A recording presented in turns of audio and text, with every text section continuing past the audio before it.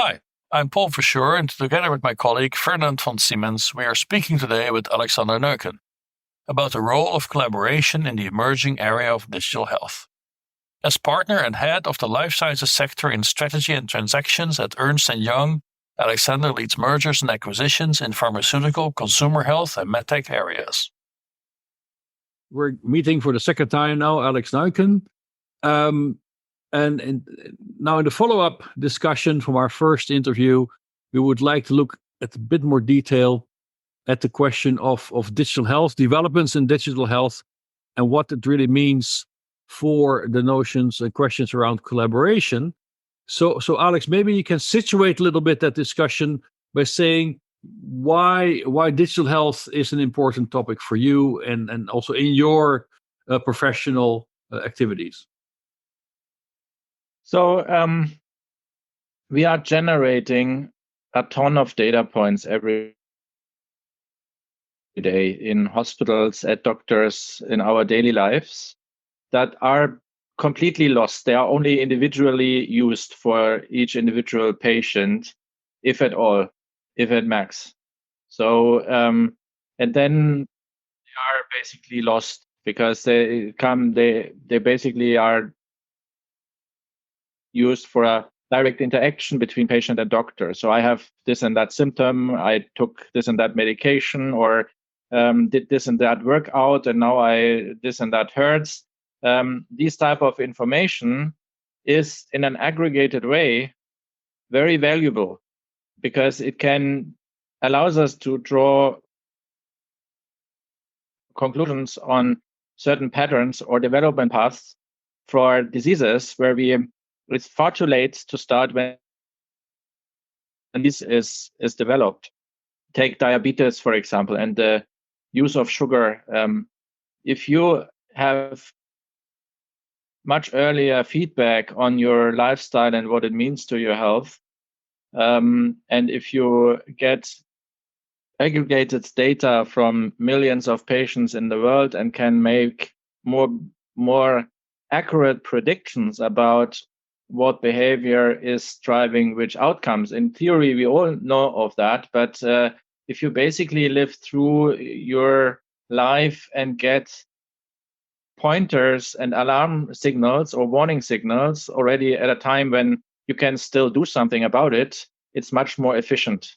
And also many diseases like Alzheimer's, etc., we don't really know the genesis of those. We don't know the drivers and triggers.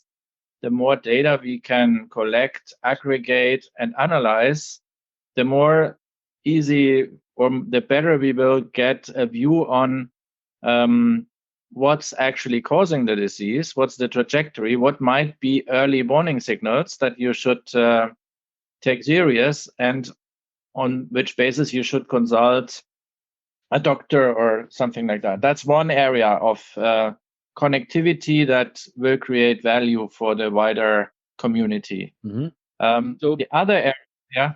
No, go ahead. The other area. Sounds good. The other area is we have extremely high infrastructure costs for keeping people into settings that are built out of brick and mortar. So hospitals, intensive care units, and then all sorts of rehab infrastructures. The issue is our system is at a point where we are not no longer going to be able to afford all of this expensive infrastructure. And one way to reduce costs is to put people back in their home setting where they want to live anyway, much more favorably than sitting in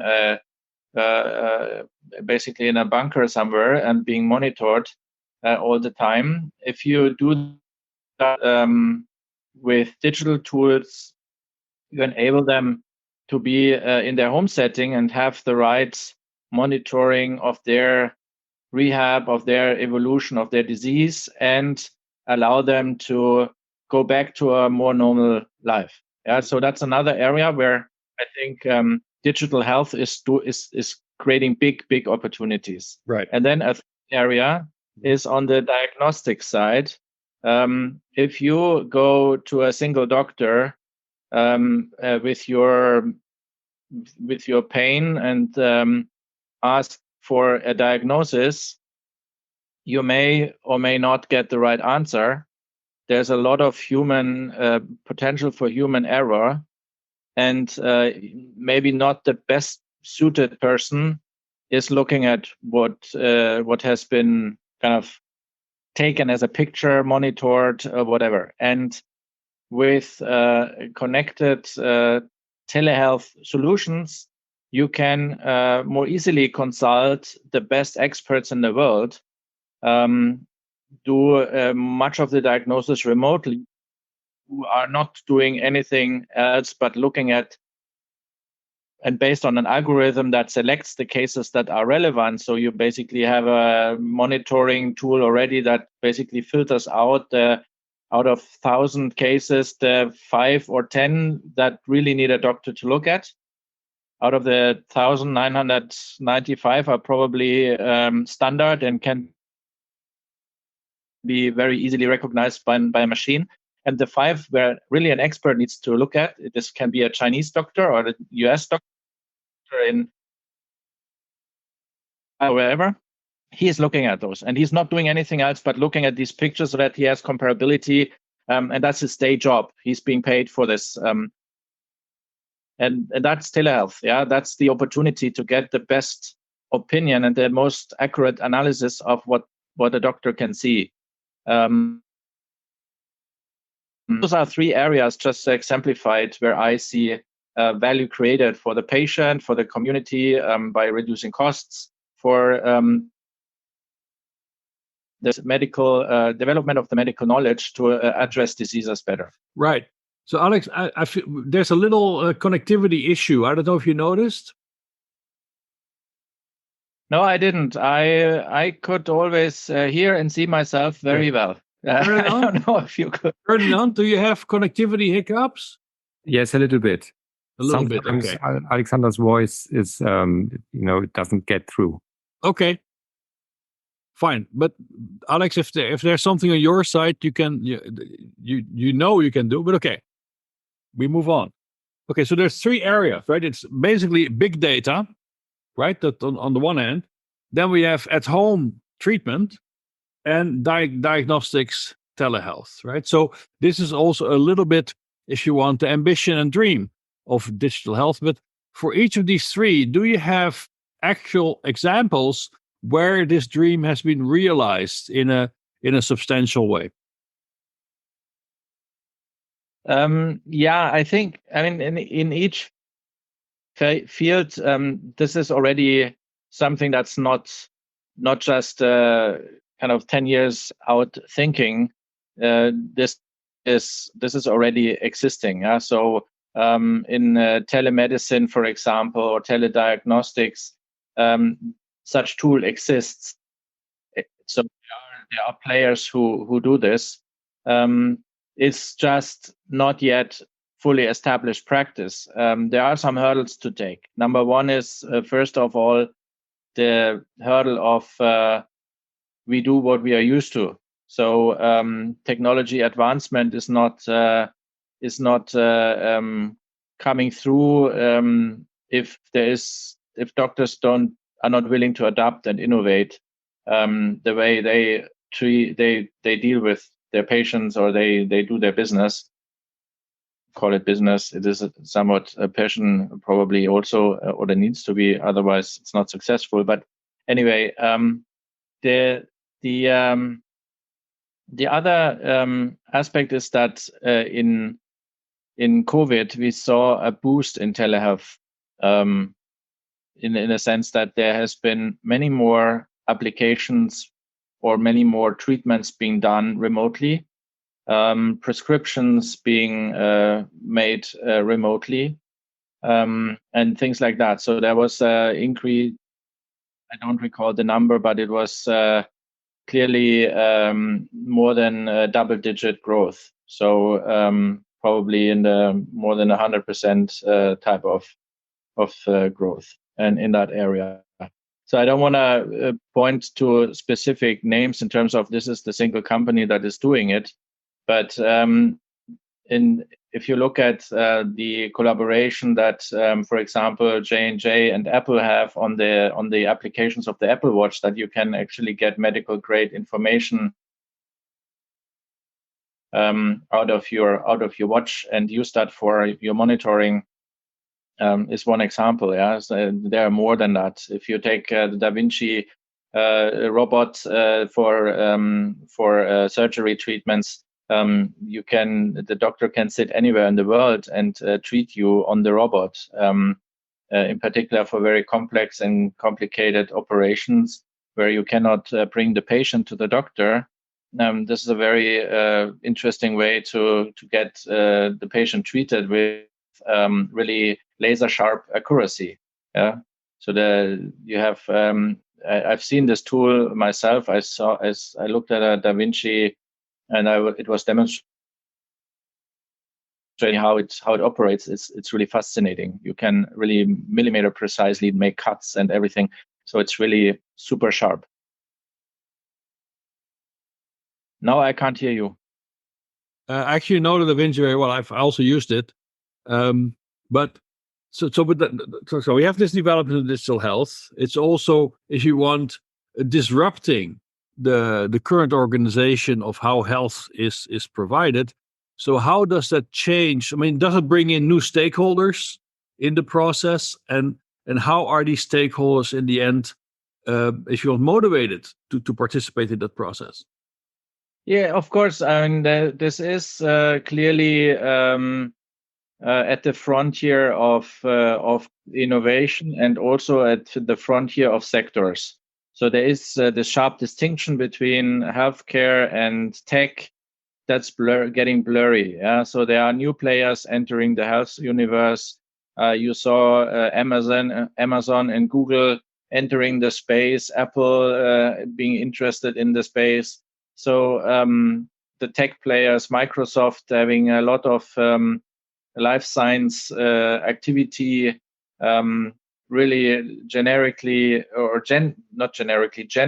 interested in the space and developing their business case for it. So you have lots of players that you would not naturally associate in the first place with health and the health sector are coming into play, and they want to play in this field big time. So that's clearly a shift. The classic pharma players play their role.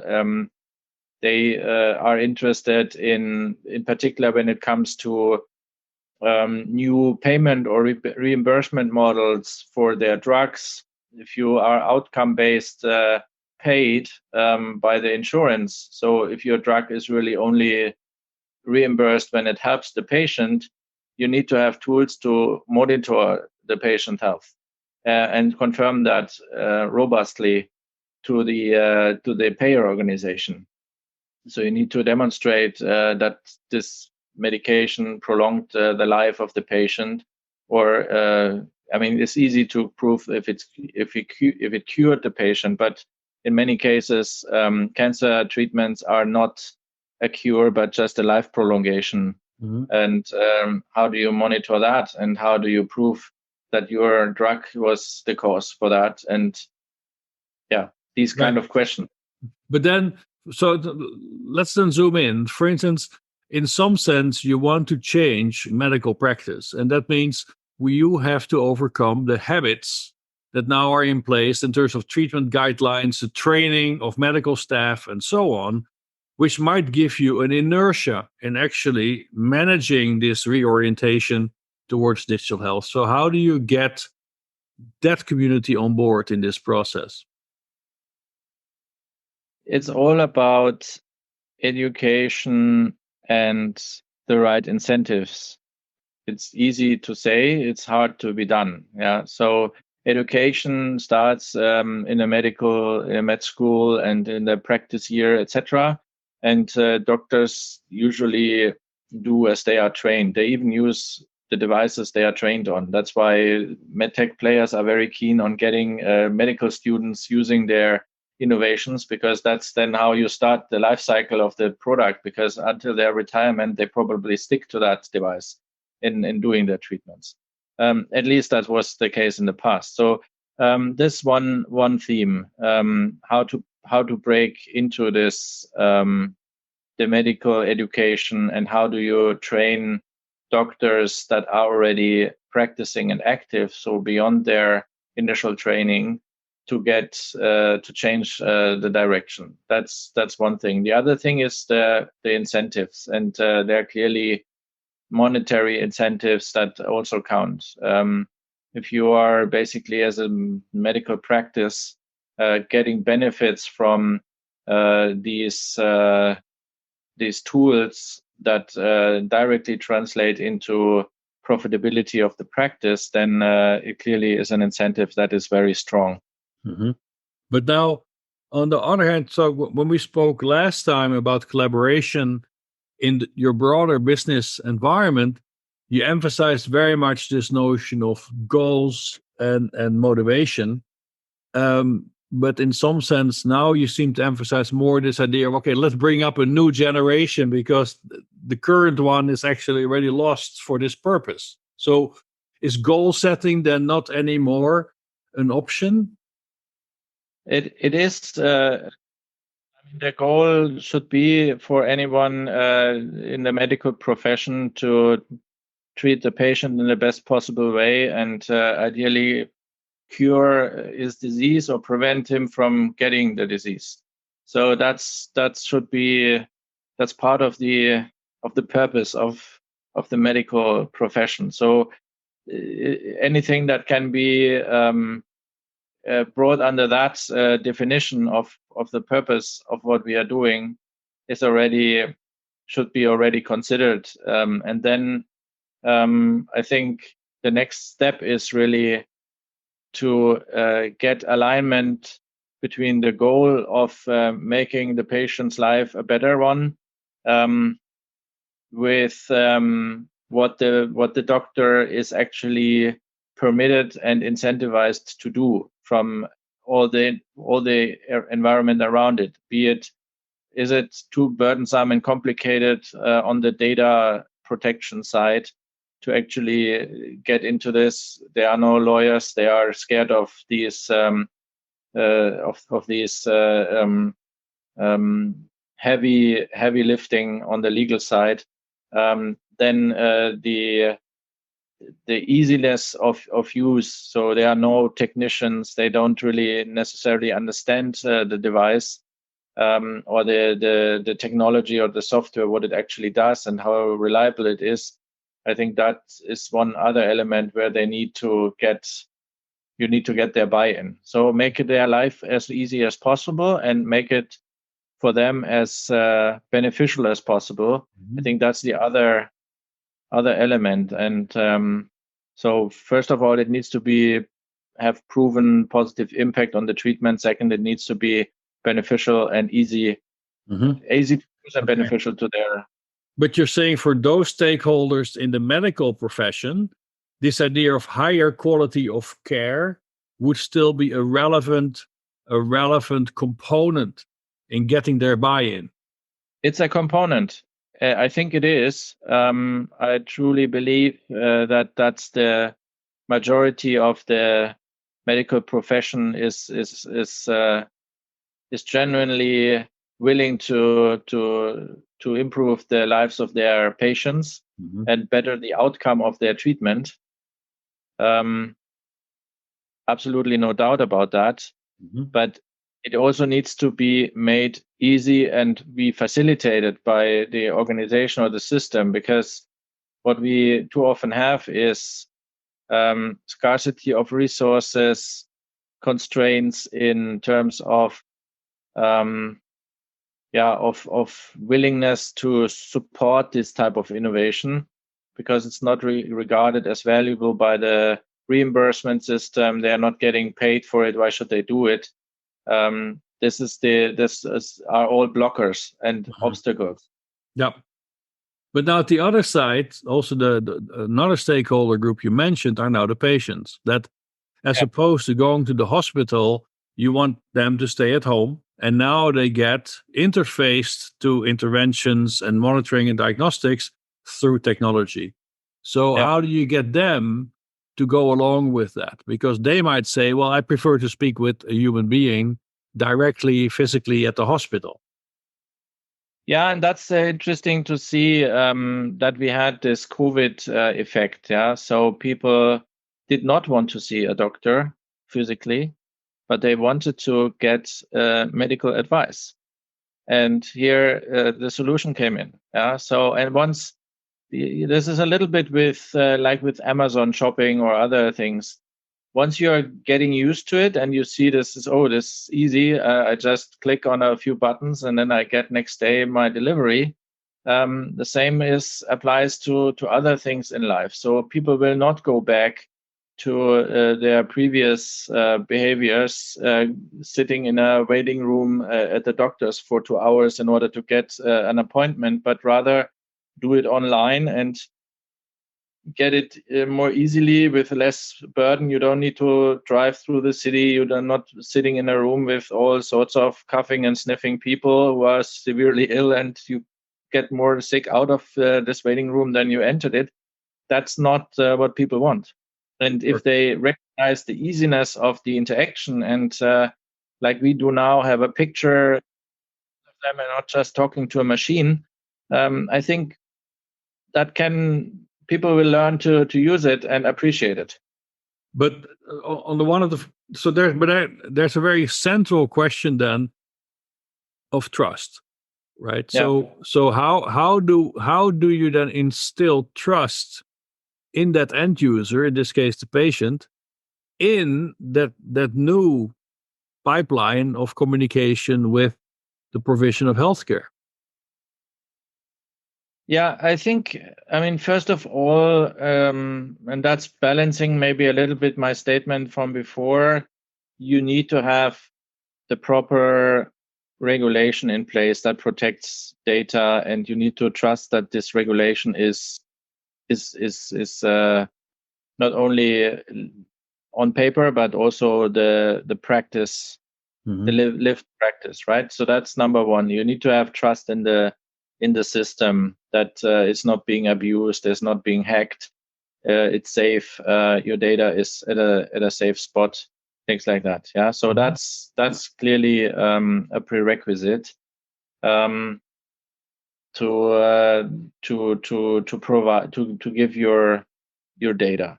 Yeah, and then the second point is that people are willing to contribute to medical development. So I think a lot get hooked up with the fact that they are not only providing their own data, but this is for a higher good. So there's medical advancement that's being enabled through that.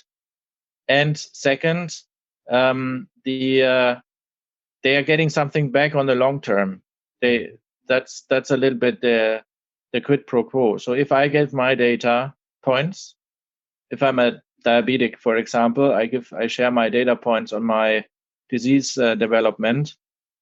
Maybe in 4 or 5 years' time, this aggregated data of millions of diabetes patients and their life cycle in terms of disease development may have positive impact on how I'm going to be treated, because we are much smarter around the disease and we have much better predictability of next steps and intervene more early than we usually do, because normally when we intervene today, it's simply too late to fix it. So you can just kind of try to keep the status quo, which is already an advanced disease state. However, if you talk about trust, it will move also not so much towards, do I trust the person with my data, but more, do I trust what now this machine is telling me to do? Yeah, that's the other thing. But interestingly, I have the feeling that people need guidance, in particular in territory where they don't know what to do. So in particular when they are ill and they are looking for guidance, and the doctor is usually a trusted person, but my sense is, and I might be wrong, I haven't basically had personally the experience, but my sense is that people are also taking orders from a computer if it tells them this is now the right thing to do. For example, there are digital health apps that you use for side effects on diseases that can tell you you're vomiting, so you need to take this or that. Yeah, that's possible. That's a simple algorithm that sits behind it, and that exists. So people would actually follow that. Well, sure. I mean, humans would do that, but if you talk about digital health, also as you mentioned earlier, this might become more and more a central component, that we have some AI system that in the end just will guide your intervention and will tell you what to do. And it might not be one-on-one matched anymore to a human expert. So that would very much, of course, raise the challenge. Okay, but how do you then assure that end user has trust? Like, look at the discussion we have now around the COVID vaccination, where actually the hesitancy about vaccination is surprisingly high. So if we already, and it is also very easily manipulated apparently, because we only have to hear one story about a 0.001% risk for blood clots, and there goes 1/3 of your population, even in educated populations like Germany. So trust. Now, if you want to advance this digital health agenda, do you believe that instilling trust can actually be managed in a coordinated and rational way? Yeah, it's a good question. I think it's very situational, right? So if you have cancer and you know that your options are you don't do anything and live for another 2 months, or you at least try alternatives, you're probably in a different situation and have a higher willingness to try whichever hands comes to you, to try to pick it. If you are in your normal life not ill, or not, at least not diagnosed with anything, and have your habits and your kind of lifestyle and etc., you probably don't listen to someone who's telling you should not smoke, or you should not drink, or you should not whatever, because simply it's pleasure, it's fun, and you don't you don't think of the end. But once you got the cancer, once you got your liver disease or whatever it is, then you start, oops, I need to change something and I need help, and I trust now whoever is telling me what I should do. Yeah, the expert at least. Right. I believe, but like for many complex technologies, we have certification schemes and ISO standards and whatever. So would you think that would be sufficient to assure trust? If we say, okay, here you have an AI system, it will tell you what to do, and it is certified by the European Medicine Authority. I don't think that is the stamp of trust that makes the difference. Okay. It lives with the examples, the use cases, the conviction that others are using it, that I know they have good experience with it. Let me try it too. I think that you need these examples. You need to bring it to life. Trust cannot be imposed by a stamp. Okay. But still, that's what we do with many complex technologies, right? Airplanes get certified. Yeah. And of course. I'm not. Yeah, but I'm not saying we should not certify things. I think we need standards, and they can be implemented with this level of certification. But that itself does not create trust. Sure.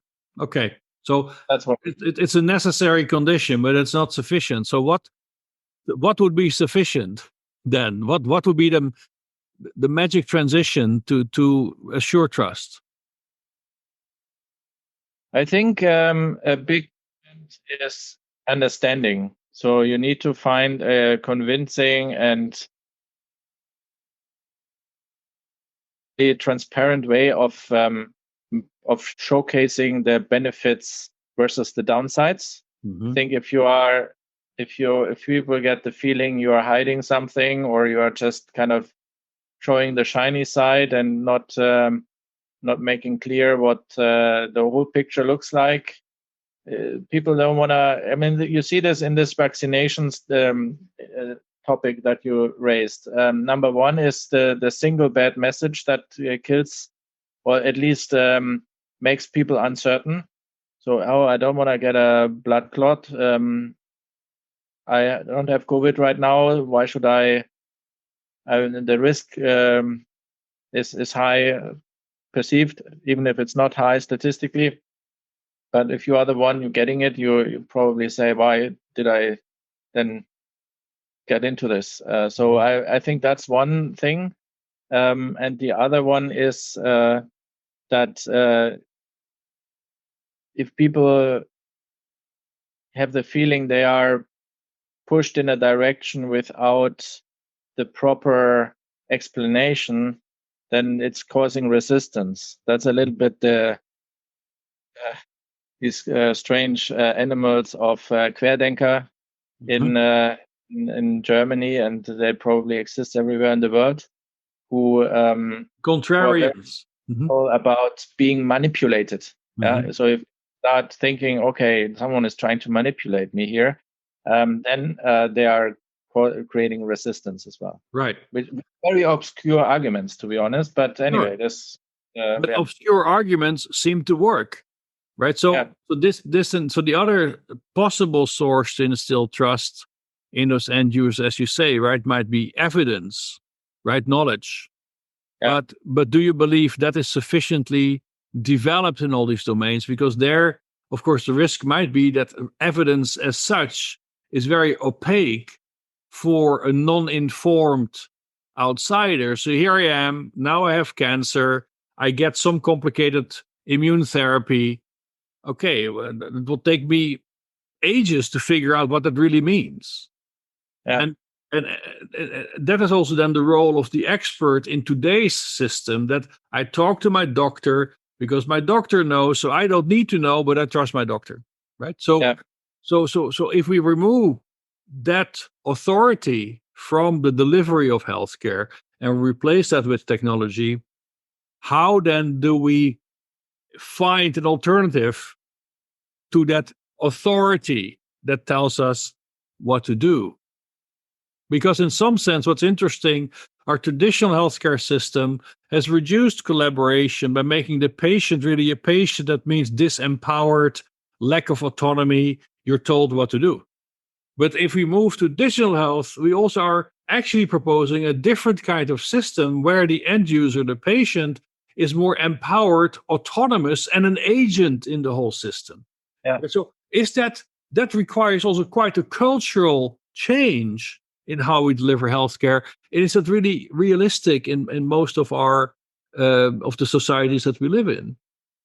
I think it is realistic to some degree. I think the issue is that you need options to be able to make a decision as a patient. If you are with a deadly disease at your stadium where doctors tell you have 6 months to live, I think you are running out of options, right? So you take what you get, and you are very much relying on the person, because you don't have oversight. You cannot make a judgment call yourself. You don't have anything to base your judgment on, except for maybe a stomach feeling. But you don't understand.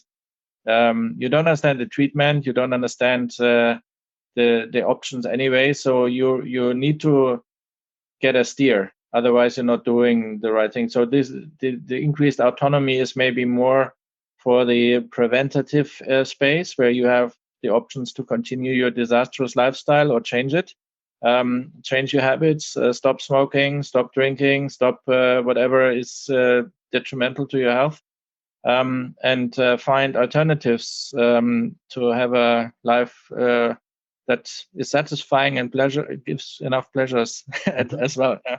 Yeah, but this is interesting because the transition to a healthcare that's more preventive than reactive, and that's also what you're describing now, indeed requires more agency of that patient to say, look, I'm part of this broader society and I want to be a productive member of this society without becoming a burden to myself, my family, and society. But Yeah. that, of course, requires a very different mindset. And the question now is, are we educating people sufficiently to also step into that boat?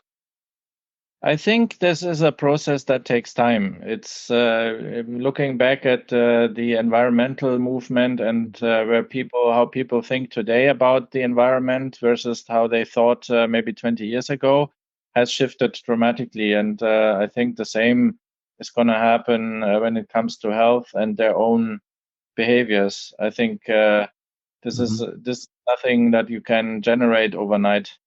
Sure, but then will we achieve this point on time before our healthcare system collapses? Yeah, good question. I don't know. Okay. I felt it's always at the brink of collapse. Exactly. So I'm surviving somehow because we are subsidizing it out of the tax income, etc. So Sure. cutting down the level of services. There are different ways to do it. So Right. But now we have different moving parts in this now, and one of them we haven't really highlighted yet, and that's the tech companies. Right? For tech companies, these are new markets.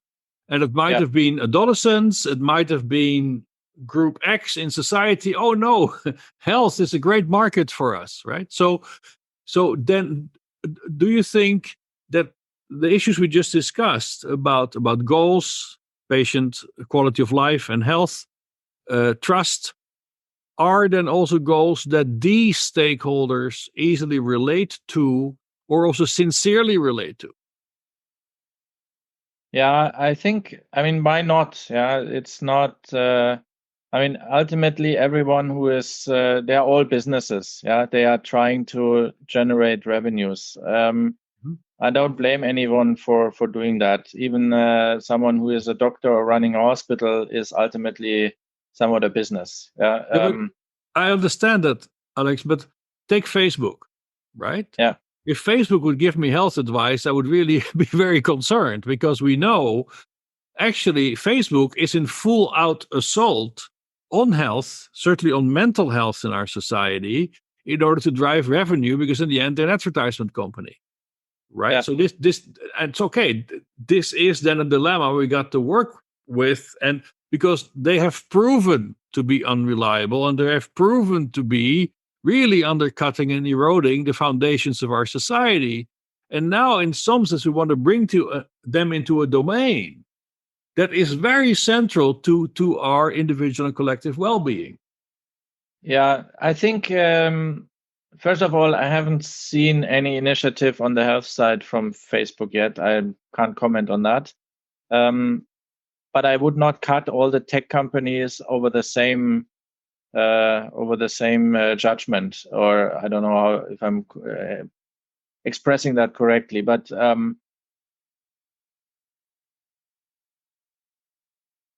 there is a lot of good that anyone who has access to data, to health data of patients or whatever it is, and using that in the right way can contribute. And I don't really care if it's coming from Google, which is also an advertising company to some degree, or if it's coming from something that's being built from scratch. But if you look at the pattern that people are using, or the search words they are using when they look for health advice, etc., I think there's a lot of information that we can gain from it. You're not getting the right answer from Google. That's not what I'm saying.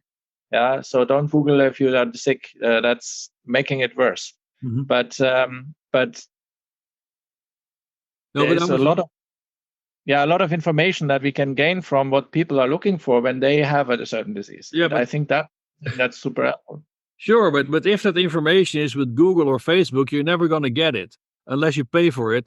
It's more the other way around, right? We know Google has been shipping a lot of NHS data from the UK to its own servers, not accessible by anyone else anymore. And I was more reacting to this point that you say, well, all these big tech companies, in the end, it's all about revenue. So if as long as they optimize revenue by delivering healthcare, it will probably be okay. And at least that's how I took your answer. And that's why I wanted to push back to or challenge that a little bit by saying, well, this has not always worked out so well, right? Because they make revenue. Huh? I mean, it's not for sure if they are basically just taking data and store it somewhere where it's no longer accessible, then something went terribly wrong. I wonder who made the contracts under which they do it, or why you're not suing them until they basically don't no longer exist. But the I don't know anyone else who has the capability, the reach, and the breadth to you wouldn't start it from scratch, no? Or who should start it? Do you think the government should do it? I doubt it. That they are doing a better job in that.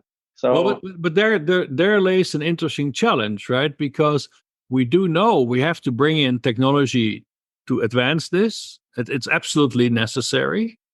Yeah. But for that, goals and trust has to be aligned and also developed. And okay, what's the longer path here? Or what's the shorter path here? And you could also, one scenario could be either a conglomerate of more European companies as a fresh entry. Of course, that's difficult in itself. Or you just say, well, Europe and different nations have to just set that up as a more public organization, as we have public healthcare systems, we also should have public digital healthcare systems. Would you find it a plausible alternative? I'm not so sure. If I look at what our public initiatives around the COVID tracker have delivered, I think, and that would have been a task relatively. It was too easy. Yes, I agree. It has been a complete disaster. I mean, you're absolutely right. But there's a dilemma here, right? So certainly from the perspective of now the collaborating stakeholders, and this is a shifting landscape, right? And there is urgency to get this together on time. We might also pay a very high price if we just step in with the existing tech giants, because I think you need to define. Yeah, you need to define the framework, the accessibility of data, and the ownership of data. I think that's key, and that is a regulatory thing to do. The rest, I think, should be the market force. So if you basically enforce them to keep the data on European servers, so you have still access and control, that you have kind of a neutral surveyor who gets access to verify that everything is treated properly, that they need to anonymize data, things like that. This type of thing can be enforced by law. And that's the legal regulator has to do. I think that's the framework to provide. And then the rest is basically let them find the best solution and something that really works. There are businesses that need to make things work. Otherwise, they are not going to succeed. When the state is starting something, I mean, who is suing the government 4 years later for not having properly delivered on something? It's not possible. Right. But this is interesting, right? Because government comes. Sure. But that means you're trusting then the market to sort of come up with the proper answers.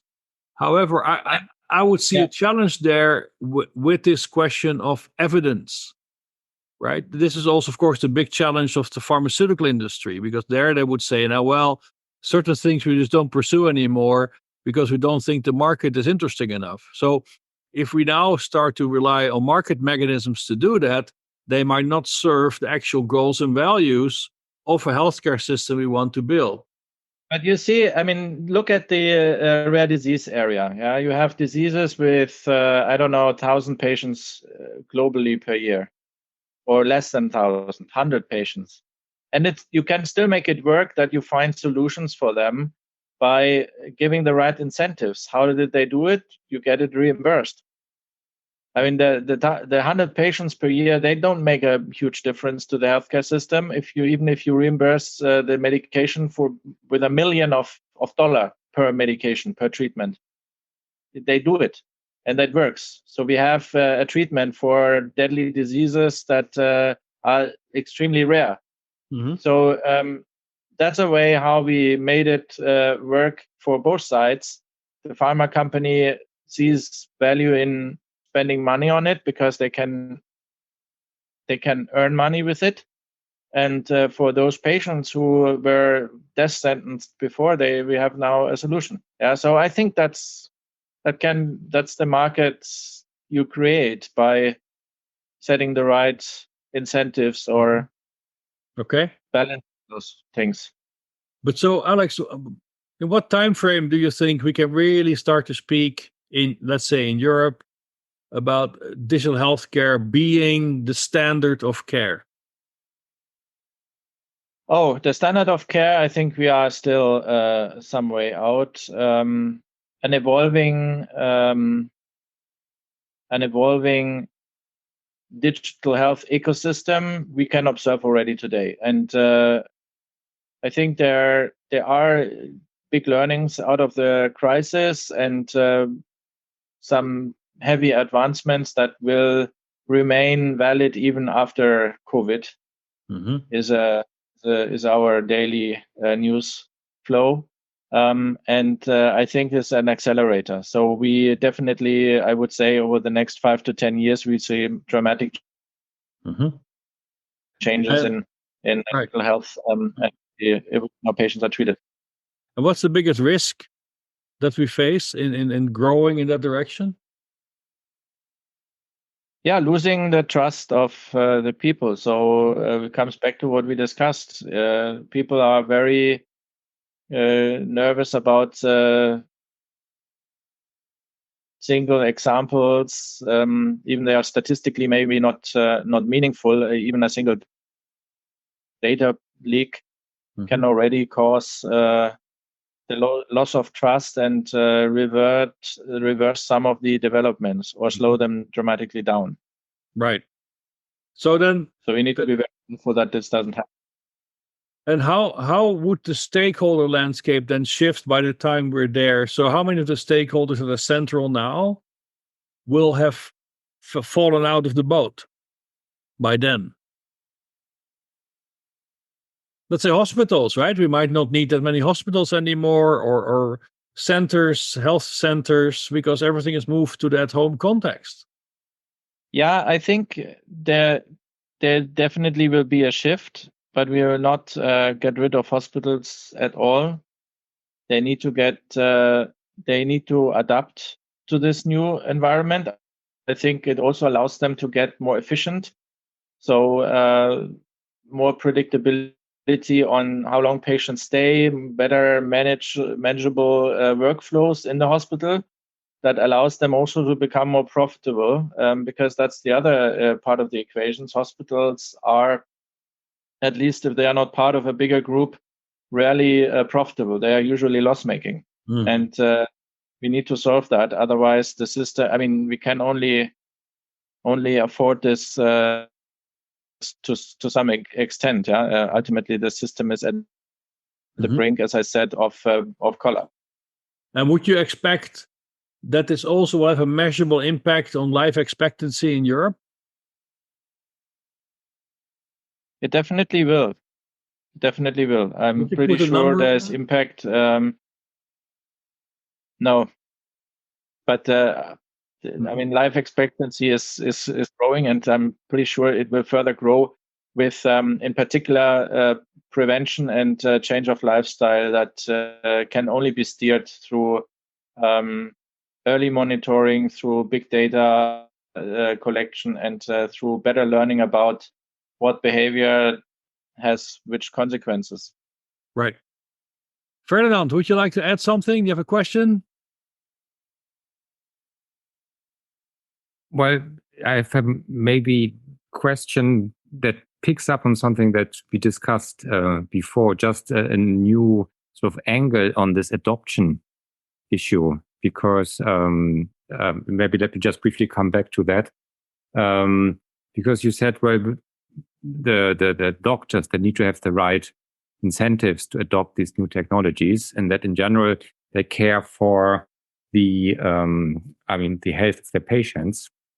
I'm just wondering whether there could not be more resistance from the doctors for two reasons. I mean, one possibility of these new technologies is that it will make a lot of doctors redundant. Right. So if you don't have to go to a doctor, maybe you just look into a screen and the camera can detect your health status or so, then maybe you don't need to go to the doctor.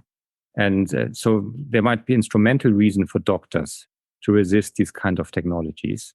And the second point is, these technologies, they could also threaten, in some sense, the self-image of the doctor. I think you like to have this competence, right? And if a machine is making a prediction that is not consistent with your own expertise, so to speak, not consistent with your own opinion, maybe then they will also resist because it somehow undermines them, or they don't trust it because it's not what they thought, but actually the machine might be much better than the doctors. I was just wondering whether you could briefly comment on this. Yeah, definitely there is this notion of doctors may be redundant, or we may need less doctors for certain things. Taking, for example, standard diagnostics tools, so reading out the pictures of an MRI or a ultrasound diagnosis. And then a computer making taking over a lot of that job by pre-selecting or filtering the pictures. That is something that's being discussed. My sense is that doctors that recognize this rather as an opportunity than a threat will be the ones that are more successful, because they will adapt this earlier. They will be more, they can treat more patients. They can be more effective in how they do it. They see the AI as a partner, as an enabler, because it helps them to only focus on the really difficult cases. And all the standard stuff is being done by a very cost-efficient aid, which has basically just the acquisition cost, and then the rest is maybe a little bit of maintenance, but it's not asking for a monthly salary like other doctors.